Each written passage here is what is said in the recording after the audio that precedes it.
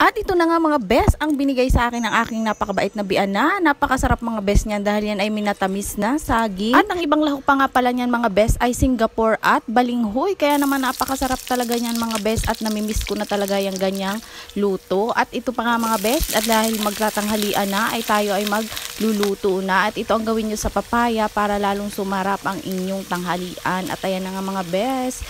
Nagisa na ako sibuyas bawang niya at sinunod ko na ang papaya. Nilagyan ko na mga pampalasa yan mga best, magic sarap, paminta at toyo. Aadobohin muna natin yan mga best at nilagyan ko rin yan ng mga pulang sili para maanghang.